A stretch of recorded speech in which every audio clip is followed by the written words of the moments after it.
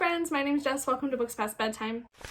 Today is another edition of reading my best booktube friends' favorite books. In this vlog, I will be reading 3 of NAYEMA's favorite books. NAYEMA is one of my best friends here on BookTube. She is the sweetest sweetheart, and she makes some really great content. A lot of her reading is centered around romance, so that's definitely what this vlog is going to focus on, and I am ready for the love, so let's jump into it. So the first book I'm going to be reading for this reading vlog is Dear Ava by Ilsa Madden Mills. In NAYEMA's mid-year book freakout tag, she said this was her favorite book of the year so far, so I am really excited to get to this one. Also, Chandler Ainsley recently read this book and she loved it as well, so 2 of my faves telling me this book is amazing means hopefully that I will think it's amazing as well. So this book is following our main girl. She goes to school at this rich prep school, and she really resents the popular kids because something happened. I think they kind of did something to her. I'm not totally sure what they did to her, but she hates them now. But then she receives this letter in her locker from a secret admirer, and it is apparently one of these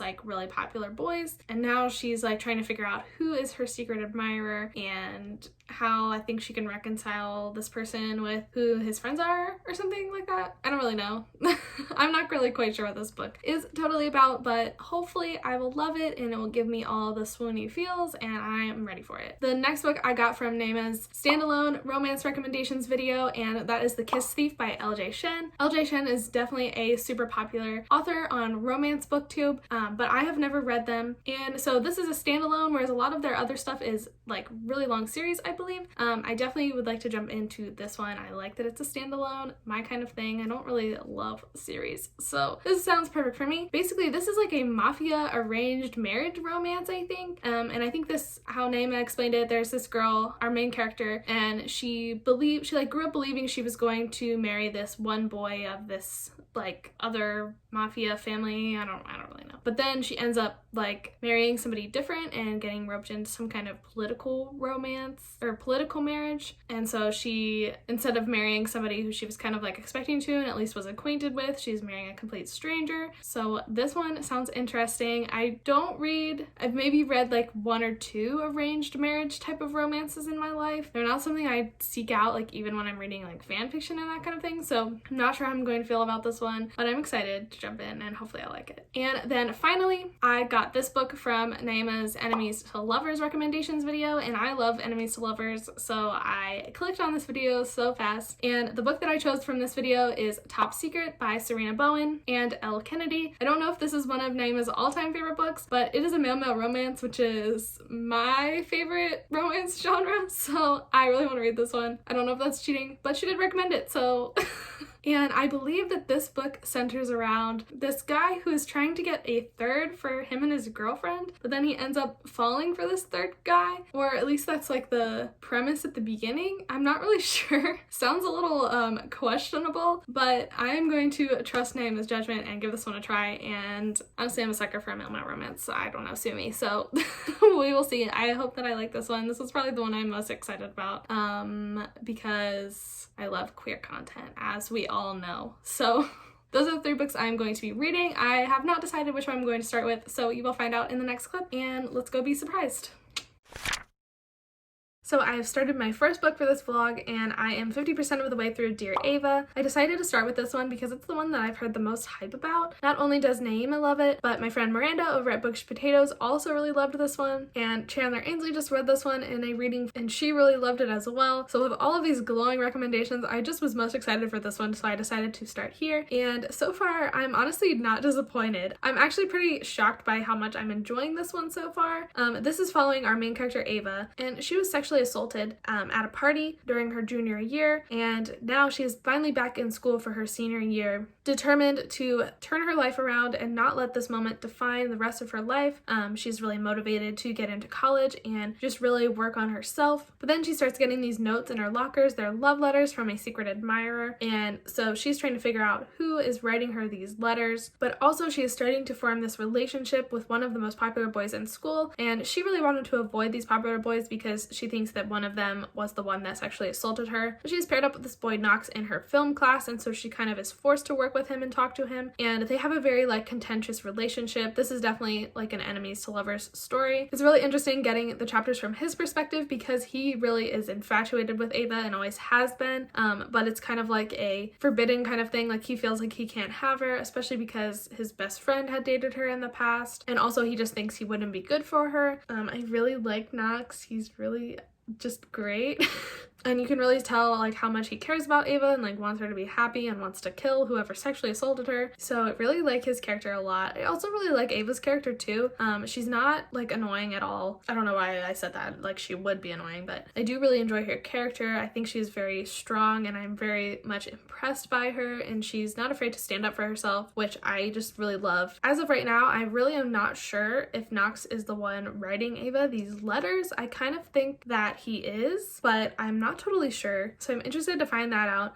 As we are right now in the 50% mark, the romance has kind of just started to heat up. They kind of have finally given in to their attraction to one another, so I'm very excited to see where it goes. Everybody says that the ending is like very emotional, so I'm ready for that as well. The first couple chapters of this book, I will say, I wasn't quite sure about. I wasn't quite sure about the writing. While the writing is still like not the best, it definitely reminds me of fan fiction or like indie published romances, but in the same vein, like, do I hate fan fiction? No, I love it. So I'm not that mad about it, and the writing is definitely good enough for me to really care about these characters and be emotionally invested in them. So honestly, that's all I can ask for. Right now, depending on the ending, I could see it being anywhere from a 3 to 5 star. If the ending like sucks a lot, probably would be a 3 star. I probably will land on a 4 star, but if the ending blows me out of the water, then the first half wasn't bad enough for me to lower the rating. So we shall see. I am very excited to finish this one, and I will let you know when I do. I finished Dear Ava, and honestly, I was shocked by how much I really liked this one. I think I'm going to give it 4 stars, just because this type of book doesn't really have the potential to be a 5-star for me, but I did really enjoy it. So let me explain. I really liked Ava and Knox. I liked both of their characters a lot, and I liked them together. They worked so well, and I did really appreciate how it ended and where it went. I think that the author did a really good job showing the character growth, really proving that they were like soulmates and meant to be with each other. I ultimately liked how it was done. The ending definitely was pretty cheesy, like the epilogue parts, but I mean, what romance isn't? I also thought the themes of like sexual assault and rape were handled really well in this book. Ava's character was really believable, and I really liked that they were able to throw the guy in jail because ugh. And I don't really read a lot of romance like this. I guess this would be kind of considered like indie published romance. It's just not something I'm drawn to, especially not straight romances. So me enjoying this as much as I did really surprises me, and I am very happy that NAYEMA recommended this one, and I definitely think we are on a good track to have our tastes match, so I'm very excited about that, and I cannot wait to get to her other recommendations. Hello, I am 50% of the way through Top Secret, and I kind of figured I was gonna love this book because it is a male romance, and I just have a soft spot for those. So I kind of am addicted to this book right now, and I absolutely love it. It took so much willpower to put it down at the 50% mark so I could film this clip and update you guys. I just cannot wait to jump right back in and start reading it and finish it up. I'm so excited. It's so good. So this book follows Keaton, who is like a stereotypical jock frat boy. He is running for president of his frat because he's like a legacy. His father and grandfather were both presidents of the same frat. So he's like stereotypical frat boy. And then our other character, Luke, is poor. He's a stripper. And he's running for president of the frat. He's also in the frat. He's running for president because he wants free rent. So they're two very different people. Keaton's girlfriend mentions that for her birthday, she wants to have a threesome. So Keaton goes on this hookup app and is looking for a third to add to their relationship. And unbeknownst to him, the person he ends up chatting with is actually Luke, who he kind of hates his guts. So it is kind of this enemies to lovers kind of thing where they're talking to each other and catching feelings, and they don't really know who they are. So in the first 25% of this book, as you can probably tell because Keaton has a girlfriend, I was very wary of this book just because I don't like cheating at all. I'm like anti-cheating. I was like, really worried where that aspect of the book was going to go and how far into cheating territory it was going to go. And I was kind of having a hard time getting into the story because I was so worried about that aspect. But honestly, it ended up being avoided in like a very respectful and sensical way. There kind of was a bit of cheating in the form of sexting, but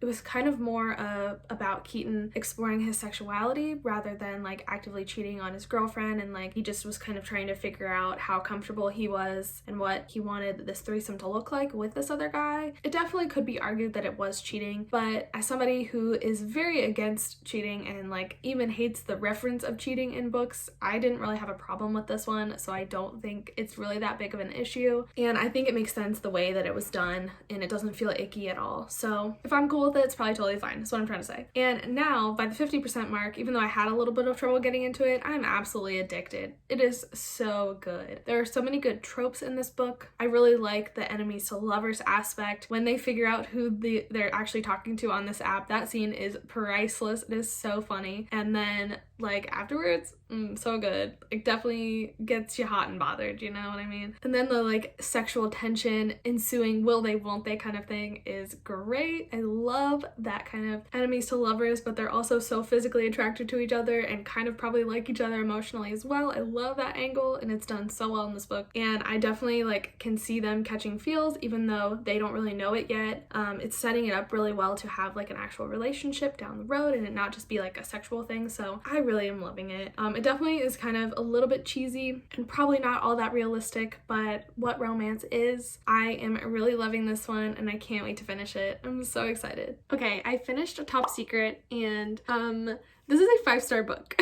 This was so freaking good. Oh my gosh. I loved this book so much. I really just need to start reading more romance because I am so loving this. Like, this video has just showed me, if nothing else, that I need to pick up some more romance. So this book really reminded me of devouring fanfiction in high school and in college. It just really had that addictive, readable quality, and I just wanted to keep reading it. Anytime I was interrupted during reading this, I just wanted to get back to it. I didn't want to do anything else other than read this book. It stressed me out, it made me swoon, it got me hot and bothered, and I think that's why I loved it so much. It was just so well-rounded, and it had all of those elements that I really love in my romance. The angst, the fluff, and the smut. The holy trinity of a good romance. It had it all, and I think that's really why I loved this book so much. I also really loved the characters. Honestly, the two main characters are some of my all-time favorite character archetypes. So Keaton is our jock type frat boy who is also secretly nerdy and super sweet and super loyal, and he just wants the best for everyone around him, especially the people he loves, and he just loves so hard and is so devoted to Luke, and I just can't with him. He just makes my heart explode. I just love him. I loved him so much. And then Luke is like my all-time favorite character type. Like, he's like the tortured bad boy who doesn't trust anybody and just like thinks the world's against him. And then Keaton like cracks his walls and shows him that he can be trusted and he's not going to leave him and that he's here for him. And he was just so prickly, and Keaton just came in and broke down his barriers and helped him trust again and believe in life. Oh my god, I just can't. This is so I love these characters so much, and I love their relationship. They balance each other out so well, and it was just really fun seeing them both finally come to terms with how well they balance each other out, because it definitely does start as enemies to lovers, which I also really love. You can see definitely throughout why they make sense together, which is something I really need in an enemies to lovers romance, and I loved that. I also really liked the like exploring your sexuality trope, not sure that you're gay kind of thing. That definitely is something that can be kind of iffy in romances like this, but I think here it was done really well, and I really liked kind of the spin on it, how even though Luke was the one originally who was very secure in his sexuality, Keaton on the other hand is the one that is very secure in the relationship, and once he like figures out that he likes guys and that he likes Luke, he's all in and he's really the constant in the relationship. And then even though you think Luke is like the confident one and he thinks he's got it all together, he really doesn't. And I really liked that contrast and how they really balanced each other out. Like I said before, it just really brought a nice element to the relationship and a little serving of angst that I really enjoyed. And although this isn't like a masterpiece or even an entirely realistic romance, it was so damn fun, and I honestly loved every single second of it. Now, I'm going to go read the entire backlist of this author duo, and I will be back soon. So we started off on a high note, but I have just started The Kiss Thief. I'm not 50% of the way through. I think I'm like 40% of the way through. I'm not liking this one as much. I think that it's just not my cup of tea. Like, I think a lot of people would like this one, but it just has elements to it that I'm not personally into. So what this one is about our girl Francesca, and she is like a mafia princess. Like, her parents run the Chicago mafia, and she gets basically purchased by a senator to be his wife, and also as like a way to get back at and control the mafia. And so she's 19 and he is like 30, which gross. It's, I think, a little bit never mind. So Francesca like hates this guy's guts because he bought her pretty much and won't tell her why. Like, she doesn't know why he has so much dirt on her parents, and he has like taken away her freedom, locked her up, forcing her into this marriage, and it's just kind of weird. He's very, very dominant, which like in the bedroom it's okay, but outside of the bedroom, like in real life, absolutely not. You're not gonna tell me what the fuck I can do and what I can't do, so no thank you. And I think that's like the draw of this book, is that he's very like dominant, and the kind of thing where it's like there's rules at all times. It's just not for me. It's just not for me. I don't like it very much. And I just like, when I'm reading a romance, I'm okay with enemies to lovers and I'm okay with them being mean to each other, but I like some equality in the relationship and some respect in the relationship. And also I'd like to be able to see how this can progress to romance. And I think they're trying to do like a sexual tension kind of angle, that Francesca is like turned on by him even though she doesn't want to be, even though she hates him, but I just am not buying it. It's just like weirdly thrown in at strange times. This one's not my thing, I don't think, and it's okay. I'm not here to kink shame anybody, but maybe as I progress through the book and I actually get to the romance part where they actually start to like each other, I'll start to like it a little bit more. But we're already 40% of the way in and I don't foresee myself believing any kind of romance between the characters, so we will see. We'll see. I don't know. I'm not feeling it, but I'll keep you updated. Okay, so I really hate to do this, but I think I'm going to DNF this one. So at this point I am over halfway and still not loving it, not really even liking it a little bit, and I don't really want it to throw me into a slump, and I really just don't foresee myself liking this one even in the end, so I just am going to go ahead and DNF it, even though I feel really bad. I never DNF books, but I just like don't really want to force myself to read it. I'm really sorry, NAYEMA. Definitely let me know if I should give this book another chance and keep reading it, if like you think that the ending is really redeeming and I would like it even if I'm